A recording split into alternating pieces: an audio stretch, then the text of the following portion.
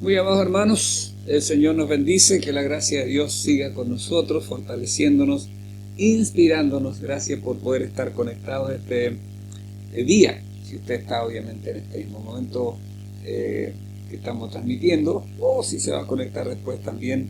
Damos gracias a Dios. Lo importante es poder conocer la palabra del Señor, que es nuestro deseo de poder simplemente darla a conocer a través de este estudio que hacemos. No pretendemos hacer una cátedra de él, sino básicamente poder compartir, ¿no es cierto?, nuestra experiencia y nuestra vivencia en la palabra con el Señor. Así que estamos aquí en la carta del apóstol Pablo a los Efesios, la carta magna, se dice, del apóstol, una carta tan preciosa. Y ya estamos, después de haber pasado todo el lado doctrinal, estamos ahora en el lado, ¿no es cierto?, de la práctica. Porque si la palabra no es practicada, no sirve mucho. La fe sin obras es muerta, dice el apóstol Santiago. Así que le invito que podamos orar, podamos clamar delante del Señor y rogar que Él pueda guiarnos, inspirarnos en todo lo que podamos hablar esta tarde.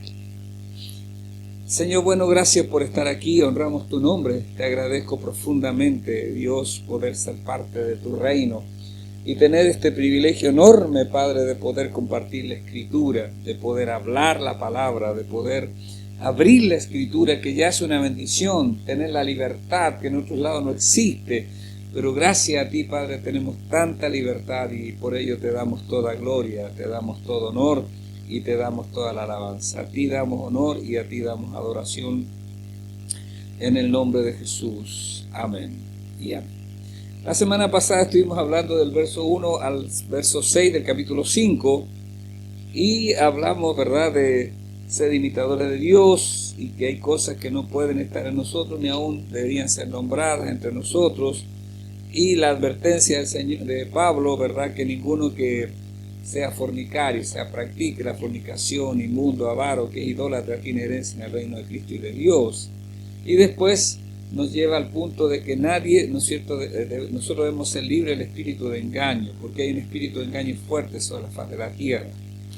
Ahora el verso 7, donde comenzamos ahora, dice: no seáis pues partícipe con ellos, no seáis partícipe con ellos. ¿Con quiénes? Con esos que, porque está hablando a la iglesia, que pareciera que son cristianos, pero son fornicarios, andan en inmundicia, son avaros, son idólatras. Dicen: no puedo ser partícipe con ellos, no pues hagáis partícipe con ellos, no seáis partícipe de lo que ellos hacen. Y hay que tener cuidado, porque uno tiene que, hermano, ser santo.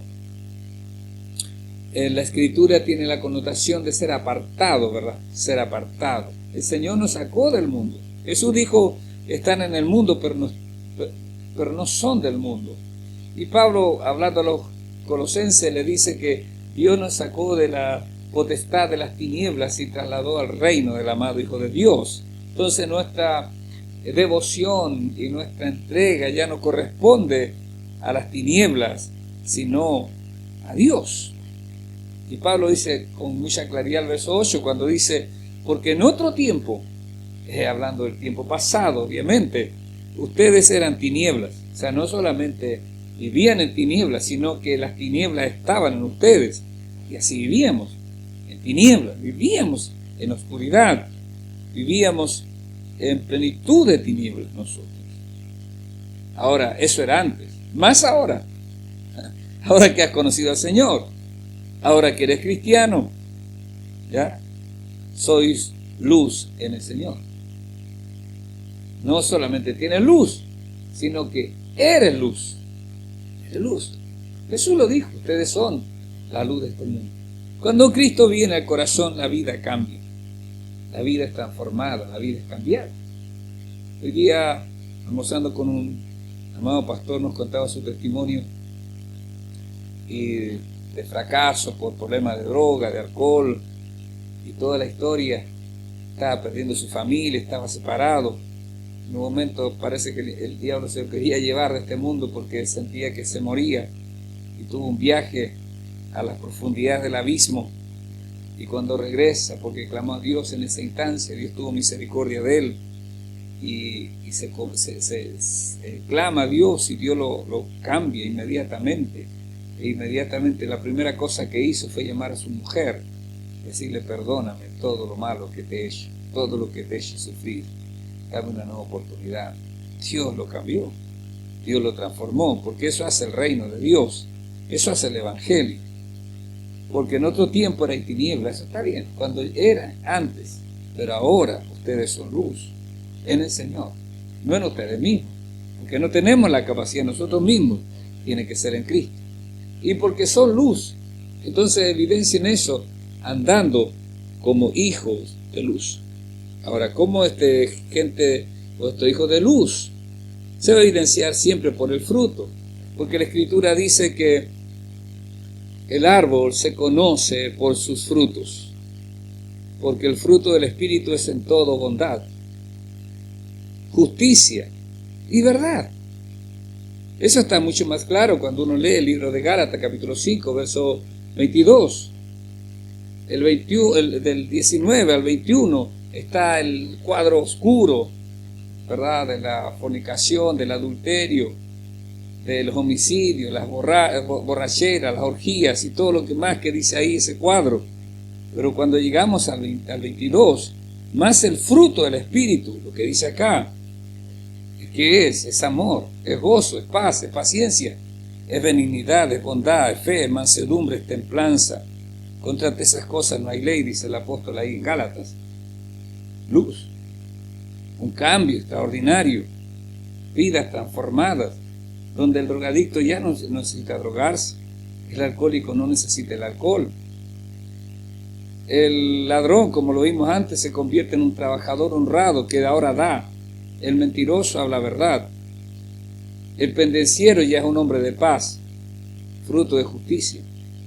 Frutos que alaben y glorifiquen el nombre del Señor. ¿Cómo necesita la sociedad hoy día, el mundo hoy día, ver en acción a los hijos de Dios? Vivimos de una manera diferente. Ahora dice el apóstol en el verso 10, comprobando lo que es agradable al Señor. Comprobando lo que es agradable al Señor. ¿Habrá algo más importante, hermanos amados, que no sea esto en nuestras vidas? De comprobar, preguntarnos, si quiere indagar, de qué es lo que a mi buen Padre le agrada. Lo que a nuestro buen Padre le agrada, lo que es agradable al Señor. Lo que es agradable al Señor es todo lo que tiene que ver con el fruto que el Espíritu produce en un creyente. A Dios le agrada la fe, a Dios le agrada el amor, a Dios le agrada la bondad, a Dios le agrada la fidelidad, a Dios le agrada la veracidad, a Dios le agrada la mansedumbre, a Dios le agrada la humildad. Por eso Jesús quizá dice: aprendan de mí que soy manso y humilde de corazón y hallarán descanso para sus almas, comprobando lo que es agradable al Señor. Ahora, si compruebo cuál es lo que es agradable a Dios, dice Pablo, y no participéis en las obras infructuosas de las tinieblas. Las tinieblas tienen obras que son contrarias a la voluntad de Dios. Ya se lo dije. Libro de Gálatas, capítulo 5, verso 19. Si no le queda claro, se lo leo nuevamente, para que quede muy claro aquí lo que dice el texto, ¿verdad? Y manifiestas son las obras de la carne, que son adulterio, fornicación, inmundicia, lascivia. Todo tiene que ver con el ámbito de la sexualidad, no bajo la sujeción del Señor. Idolatría, hechicerías, enemistades, celos, pleitos, iras, contiendas, disensión, herejías, envidias, homicidios, borracheras, orgías. Ahí tiene un cuadro. Entonces, hermanos, el texto dice que usted, nosotros no debemos participar en las obras infructuosas de las tinieblas. No podemos participar de la inmoralidad. No podemos participar de la mentira. No podemos participar, hermanos, de ira violentas, de la violencia que se ejerce en el mundo hoy día. Tenemos que ir de una manera diferente. Porque vergonzoso es aún hablar de lo que ellos hacen en secreto. Vergonzoso es aún hablar de lo que ellos hacen en secreto. O sea, debe haber tal diferencia en nosotros que no puedo gozarme, no puedo compartir, no puedo pensar igual que ellos, imitar lo de ellos. Somos imitadores de Dios como hijos amados. ¿Qué estaremos imitando hoy día los cristianos? Me temo a veces que nosotros buscamos imitar más al mundo que a Dios. Que los valores del mundo a veces nos permean tanto, hermanos, que nos parecemos más al mundo que a Dios. Y se nos olvida lo que tan tajantemente dice el apóstol Santiago cuando dice: oh almas adúlteras, todo aquel que se constituye amigo del mundo se constituye en enemigo de Dios. Dios tenga misericordia de nosotros. Yo creo que este es el tiempo donde la iglesia tiene que tener vuelcos, tiene que tener cambios. Tenemos que vivir de una manera diferente para ver la gloria de Dios.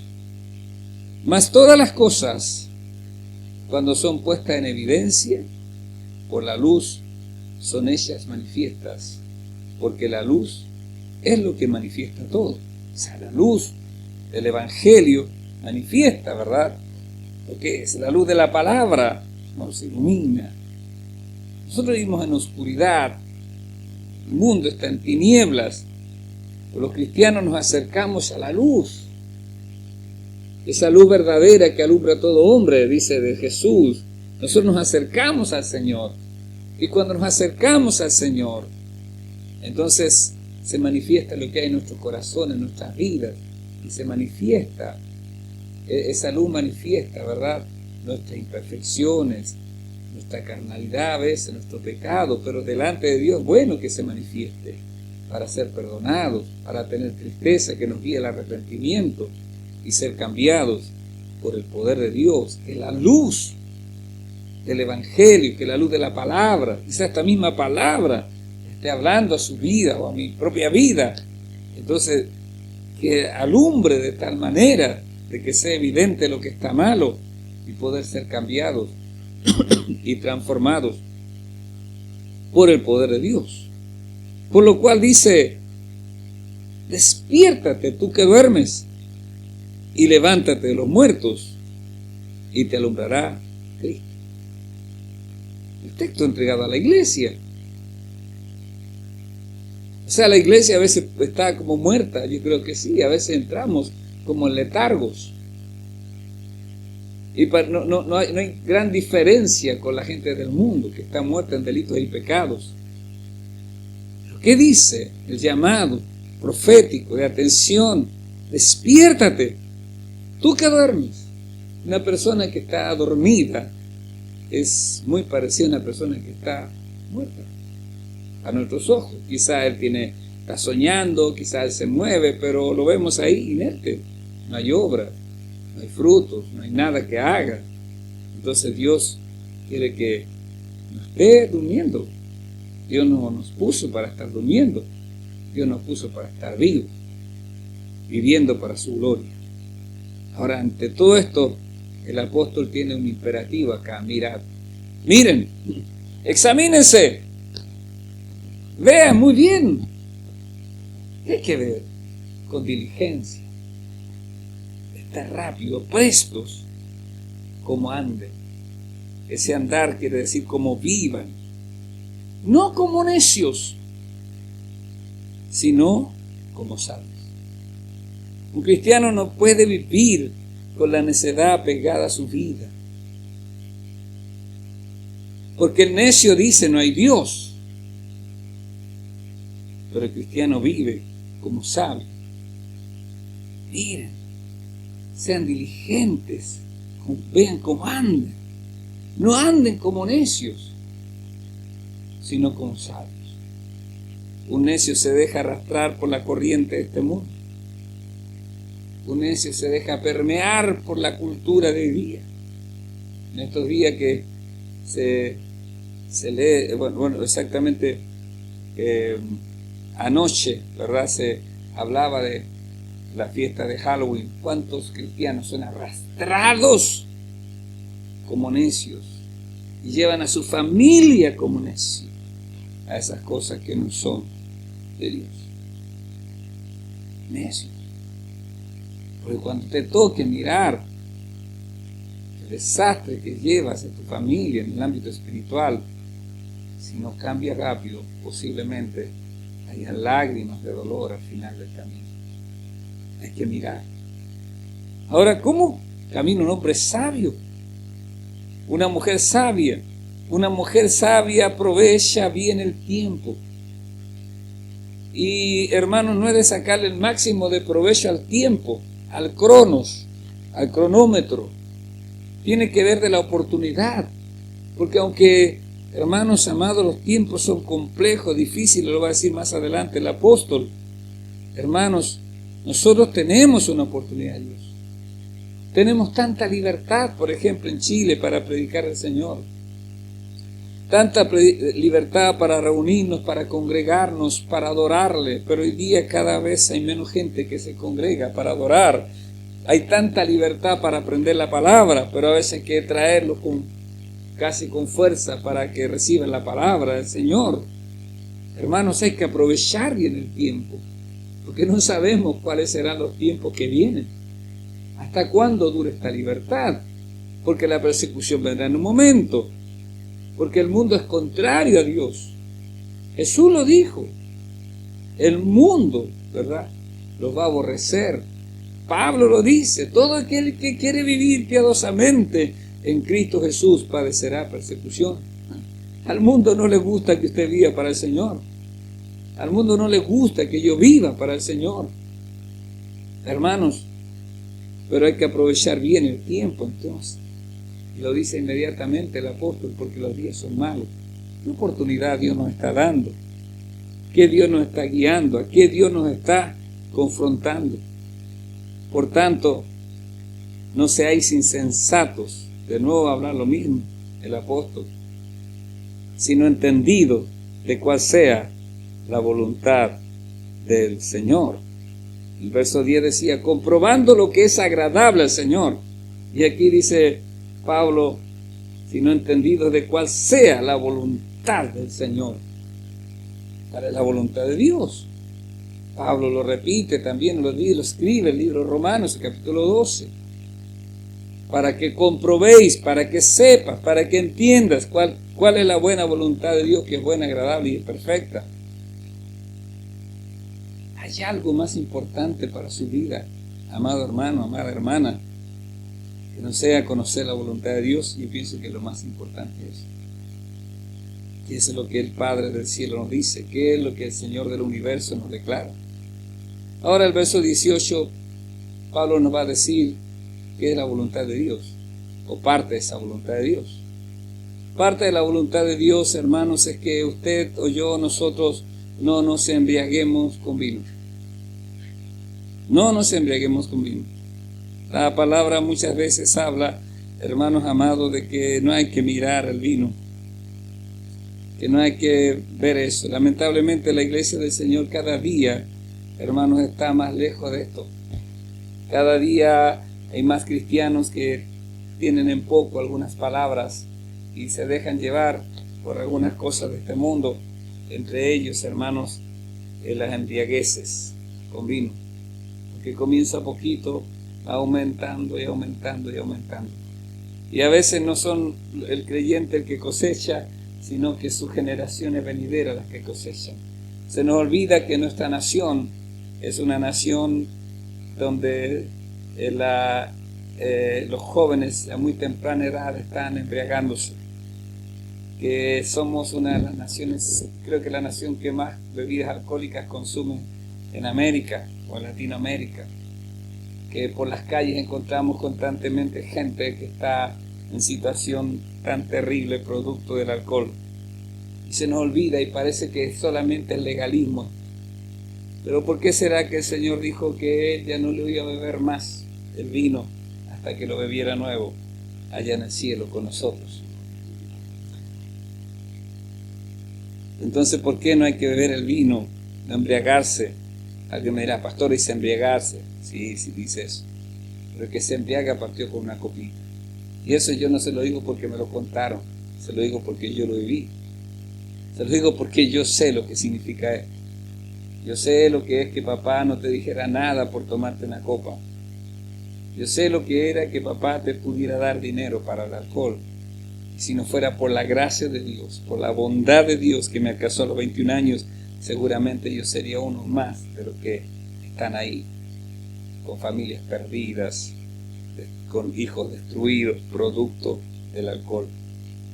Por eso hablo esto, por eso lo digo. Hermanos, no se embriaguen con vino. En eso hay perdición, hay disolución. Hay disolución. Pero les muestro algo más grande, dice el apóstol.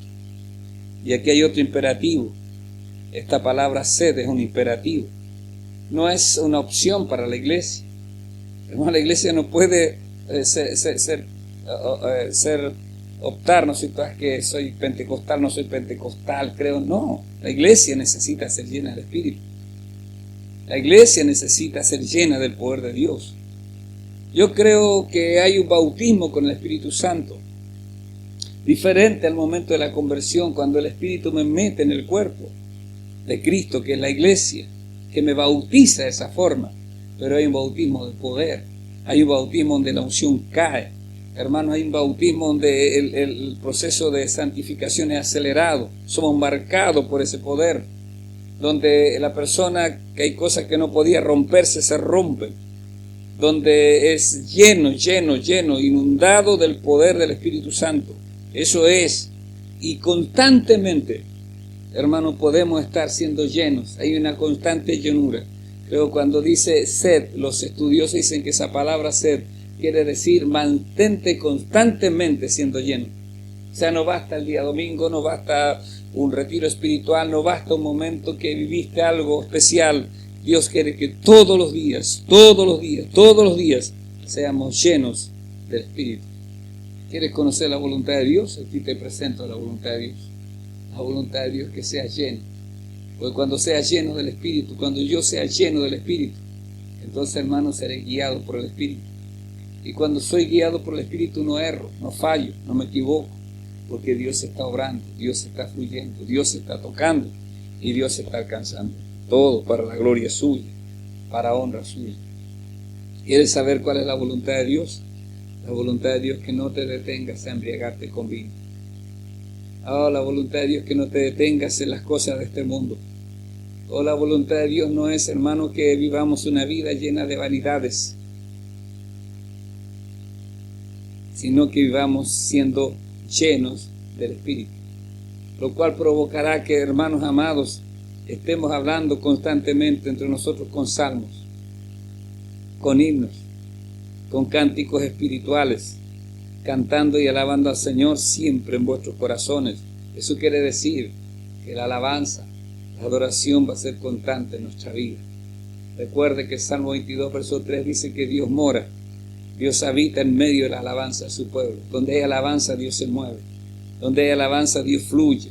Y el Espíritu lo llevará a eso, una constante alabanza, una constante entrega al Señor, y Dios estará fluyendo. Y de repente te das cuenta que empiezas tú a ser la luz que irradia la bendición hacia otras personas. Y otras personas pueden preguntarte, ¿qué pasa con usted? ¿Por qué usted vive así? Y usted le dice simplemente, porque Dios ha llenado mi corazón, porque Dios está fluyendo en mí. Y alguien te puede preguntar, yo quiero lo que tú tienes, compárteme lo que tú tienes. Y tú le dirás, Cristo, el Rey de Gloria, ha perdonado mis pecados, Él me ha alabado. Palabras que antes no estaban en tu boca podrán salir con fluidez, con rapidez. Fluirán porque el Espíritu da la capacidad, porque el Espíritu te lleva adelante, porque el Espíritu te llena. Y hermanos, aún cuando hay salmos y cánticos y estas cosas preciosas en los labios, en el corazón del pueblo del Señor, ahí Dios se agrada y se mueve también en ese lugar. Porque Dios no comparte su gloria con nadie. Cuando usted lo alaba, lo adora, le está dando la gloria al Señor.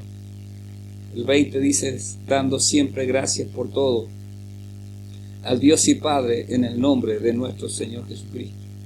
Acción de gracias, gratitud al Señor, gratitud en todo, en lo bueno, también en lo malo. Cuando todas las cosas salen bien y cuando de repente parece que se nos nubla el día, le damos gloria al Señor, le damos honra al Señor y Dios toma el control de todo porque es Dios grande y poderoso, porque Dios es majestuoso, porque Dios es admirable. Si usted le da el lugar que le corresponde a Dios, hermano, Dios hará lo que le corresponde y le ha prometido hacer. El problema de muchos cristianos es que queremos que Dios haga lo que ha prometido, pero nosotros no hacer lo que Él nos demanda. Y pensamos que la Biblia solamente está llena de promesas y que no tiene demandas. Quiero decirle que no, que la Biblia sí tiene demandas, que la Escritura sí demanda de nosotros un estilo de vida, que la Escritura sí demanda que todo aquel que invoque el nombre del Señor debe apartarse de la iniquidad. Conoce el Señor que son suyos, apártese de iniquidad.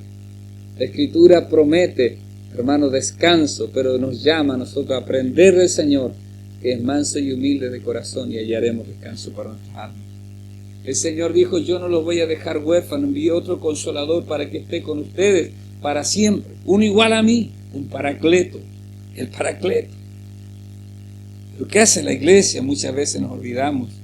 A veces queremos que alguien nos toque y parece que va a transmitirnos algo, y puede que ocurra algo en un momento, pero la vida cristiana no se sostiene en eso.